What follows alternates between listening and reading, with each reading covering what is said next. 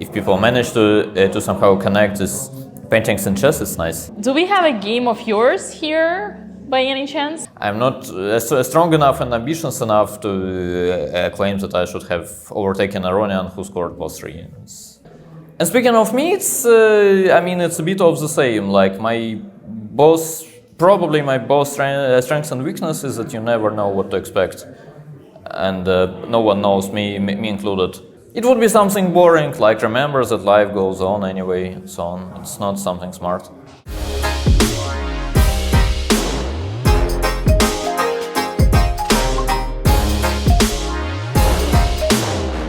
Time to say Berlin. I'm one Grandmaster Dina Belenkaya, and here I'm joined by Grandmaster Daniil Dubov. Dania, we are now at the digital art exhibition. Do we have a game of yours here by any chance? They say so, yeah, they say so, but I'm not smart enough to exactly figure out how it works. But they say, yeah, there is some painting that is somehow related to my game against Aronian from a few days ago. The game was not exactly exciting, so it's a bit of a strange choice. But in general, the whole concept sounds very interesting, but still, once again, chess players play chess well, but like all the rest, it's sometimes difficult. So I failed to really understand how this works. But yeah, if people manage to somehow connect these paintings and chess, it's nice.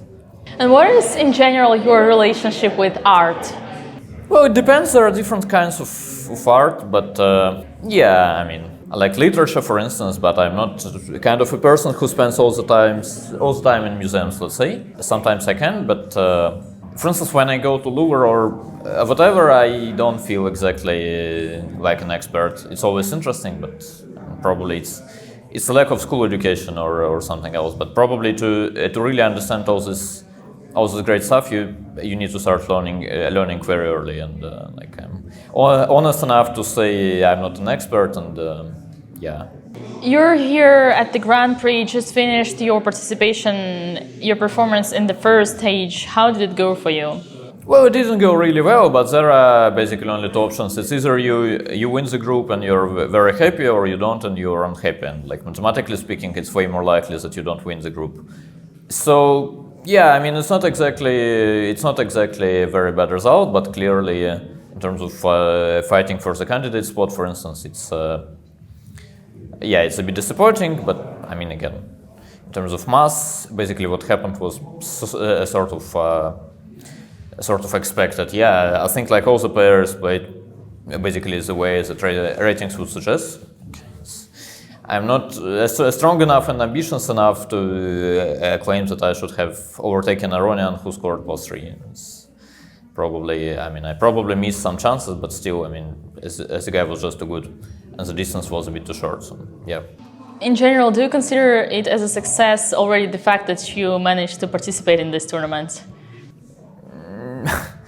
Given it's a wild card, it's not that I even qualified. I don't think it can be considered as my success as a sportsman. But yeah, it's my second time in Grand Prix. It's always great fun to play here. At least you play all the best guys, and it's not that it happens every day actually. So it's always great fun to play interesting games against those people.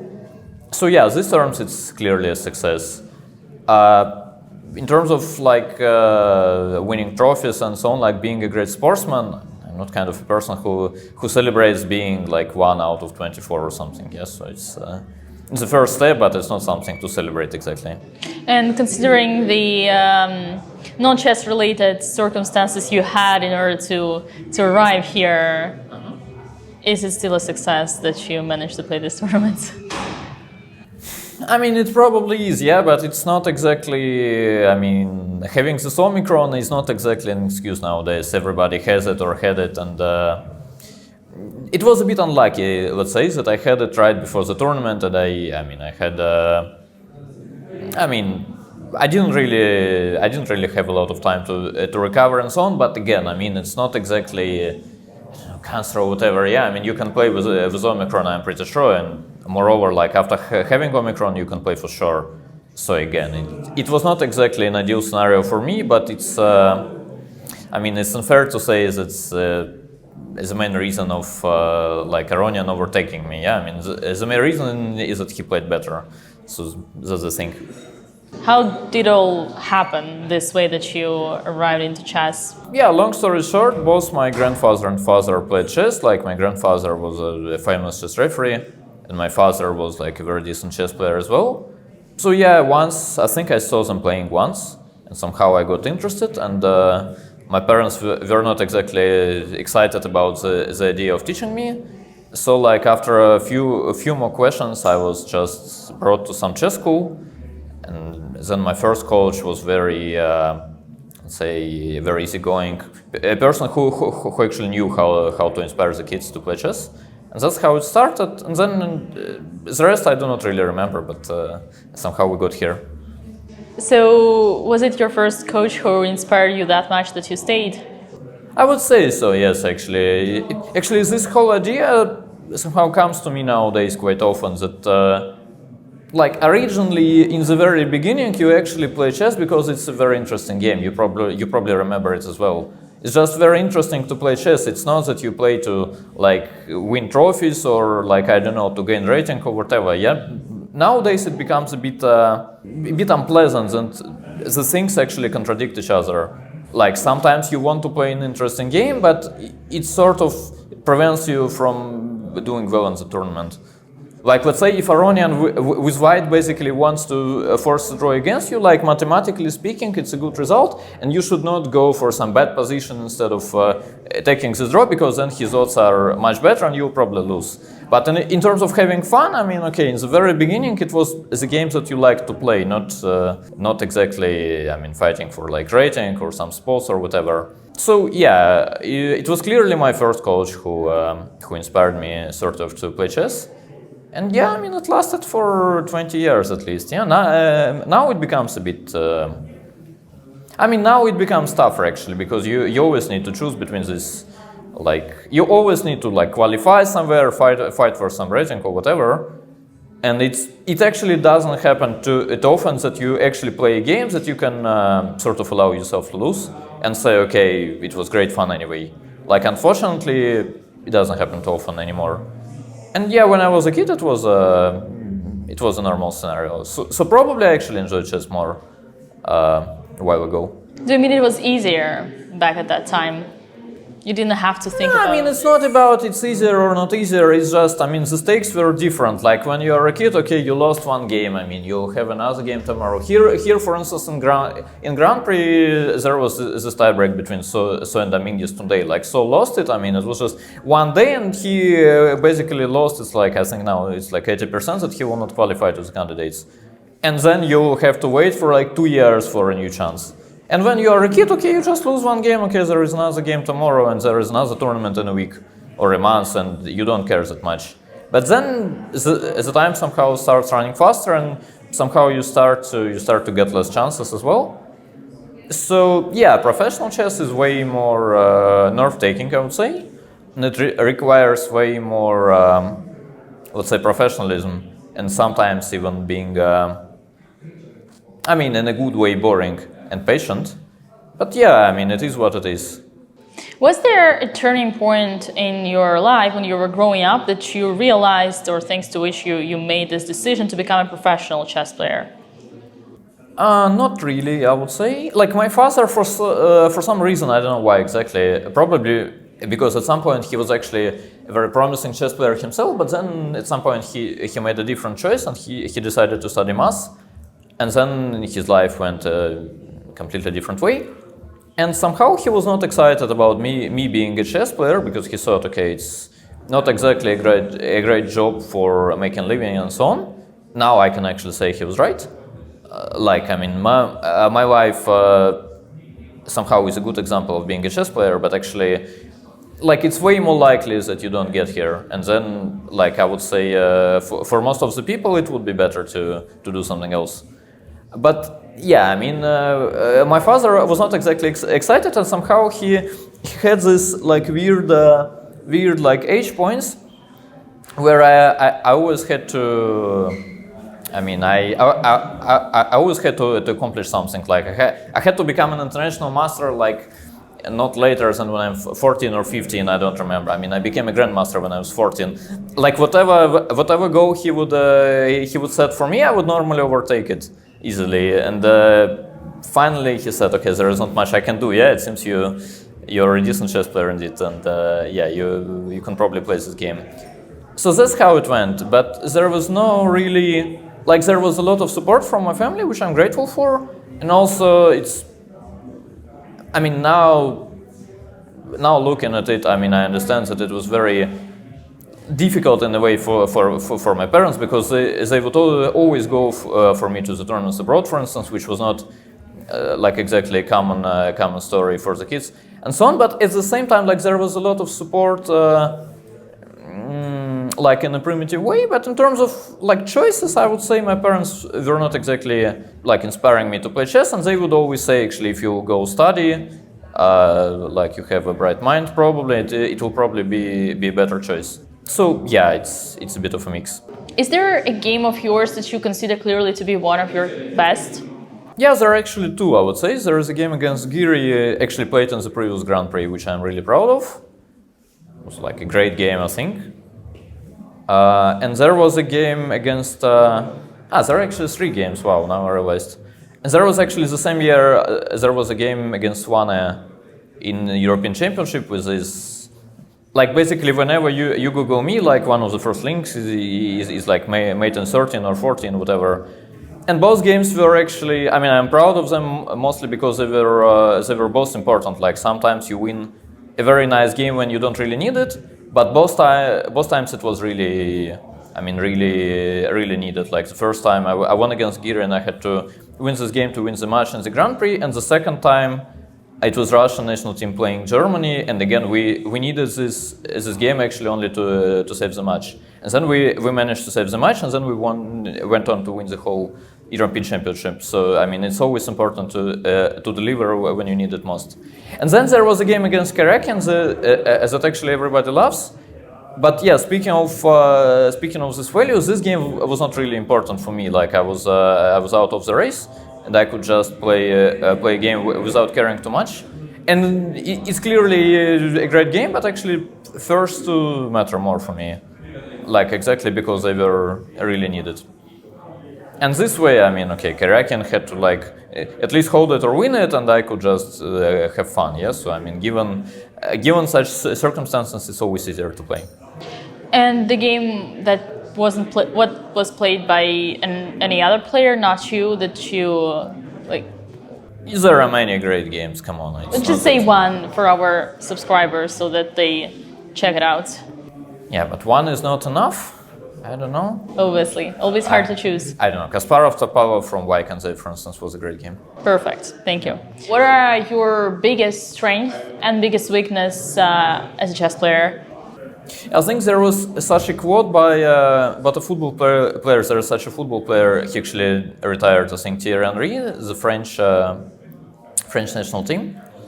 And he was asked about exactly the same question about English footballers. And when is asked him about their biggest weakness, he said they actually only play with their heart. And then is asked him, but what is their strength? And he said again, they play with their heart.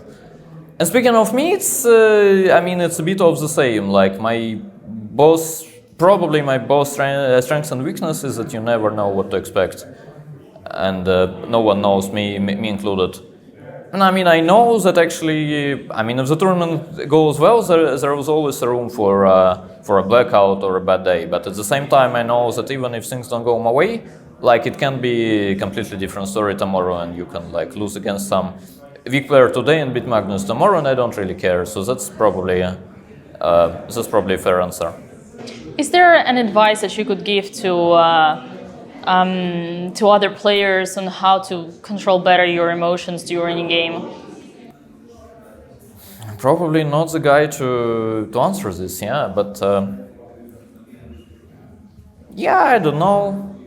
It would be something boring, remember that life goes on anyway, and so on. It's not something smart. And one day you go to the space. Yes. Okay. Do you have any difficult opponents, psychologically difficult opponents? Or do you even, like, you obviously believe that exists, right? Yeah, psychologically, I would say no. Actually, I honestly think so. I mean, there are some players who just beat me sometimes, but it's not about psychology. I honestly think so. Like for instance, even here, yeah. I mean, I lost, I think, like 2 games out of 3 against FIDE within 3 weeks. But I honestly feel like it's not about psychology. Like every single time I go there, I think, okay, now it will stop, and I'll probably win, and we'll stop the streak. Yeah, and then it doesn't happen, and I'm like, come on. Yeah, but then like every single game, I actually believe that it will stop. So in terms of psychology, I wouldn't say so. Like there are just people who can outplay me quite often, I would say. That's more of a problem. But I don't think it's about psychology. Do you think working with a sports psychologist could help to chess players become better players? In general, I think it could. Yeah, I think it's a good idea. But it turns out that it's actually very difficult to find exactly a sports psychologist who actually knows all the like nuances of the chess life. I mean, it's easier said than done. Yeah. But of course, yeah, it can help. Actually, as far as I know, for instance, Karakin was one of the few people who used the help of the sports psychologist, and it changed him a lot. Actually, nowadays we are used to Karakin, who is like winning all the important games and having great stamina and so on. Like he's very strong mentally for sure. But actually, I remember him like 6 or 7 years ago. He was like, I would say, a very talented and nervous young man, and there was no clear sign of what we have today. And they say it's probably because of this work, so kudos to him and his psychologist. Yeah? Why is the pain of losing a chess game stronger than the happiness that you get after winning a game or even in a tournament? It's probably because of the ego. No, but it's sort of normal, no? You think you are cool, so basically when you win, it still stands. Yeah, okay, clearly I'm cool, I won. Nothing special. It's fine, yeah, exactly. And then if you lose, like, they make you think you're not cool. So that's the... Actually, in terms of emotion, it's also an interesting question. I think, like, the stronger you get, the less pleasant it is. Like, for instance, when you're like 2650 player, basically many games can bring you happiness. Like, you manage to beat some 2700 guy. Wow, it's very like impressive. He's stronger than you. So like your ego is celebrating. But then when you're like 2720, for instance, you don't really celebrate, like beating 2650, and to celebrate you need to beat Magnus or something anyway. You need something that doesn't happen too often. And then it somehow like becomes a negative emotional free roll. Like let's say here I play Keimer, he's clearly a very strong player and he's very young, he'll be even better, but it's like a negative free roll in terms of emotions for me, because like I cannot really celebrate like beating some very young guy who actually has a bright future, I guess. But I mean, for the moment, I feel like I'm stronger. So it's like if I win, it's fine. Like I didn't really screw up, and if I don't win, then I'm an idiot. Yeah, I mean there is no good scenario.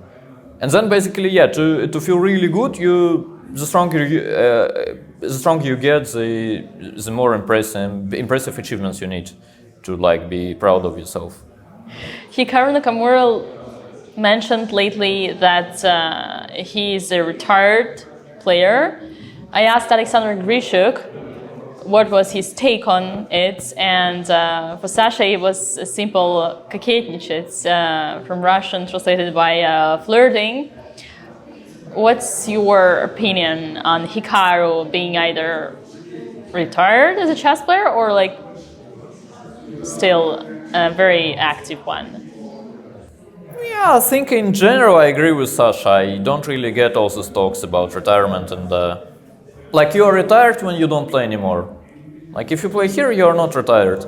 Actually, don't get this. It feels like it's just some like psychological move to actually like avoid some additional pressure. Like imagine tomorrow I say, okay, I retire from chess and then I continue playing this Grand Prix.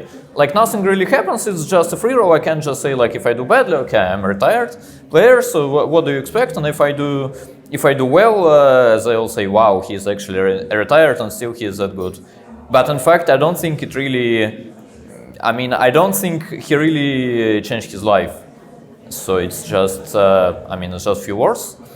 Like for instance, everybody was saying like when Kramnik announced his retirement, and then I think exactly the same year he finished third in this World Blitz.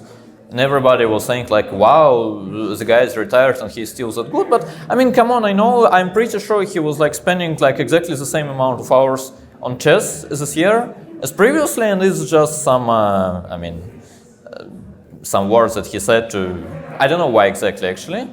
But I mean, if you want to really be considered as a retired player at least by top players, you just need to stop playing.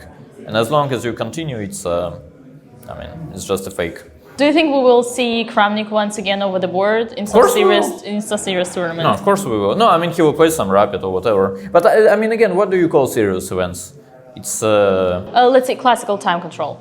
I'm not sure, but I would say it could be. I mean, it could happen some match against Kasparov or whatever. I mean, it could be. No, I think in general, when people say this, it basically means that they don't really care anymore. I think this is the main point of what Kramnik said and Hikaru said. Like, okay, I'm not trying to become a world champion anymore. That's the point. I'll just play, and I don't really care if I win or I lose. But it doesn't mean I will stop like working on chess or playing chess or whatever. It's just about the like attitude change. Probably my final question. What is next? What is your next big goal, or let's say things that you are planning to accomplish in the nearest future? Well, it depends. It's normally very much about the like period of life. Yeah, like 2 weeks ago, I would say I'm really concentrated on this Grand Prix because it's my last chance to qualify to the candidates. Now it changed a little because I mean it's still a chance, but it's quite small, I guess. But still, I'll do my best to win this last tournament that I have. And if like I'll be lucky enough and strong enough to win it, I hope it will be enough for the candidates. If I'll miss the candidates, then you should ask me again, and there will be some different goal. But yeah, in general, there are not too many challenges in chess. Basically, yeah, you want to become the world champions, and you need to get to the candidates first. So yeah, that's where I am. Yeah, I mean somehow I need to sneak in the candidates in some nearest or not nearest future. All right, then I wish you lots of luck for the second stage of the Grand Prix. And just in case if something goes wrong, then I'll make sure to ask you again. Thanks. Thank you.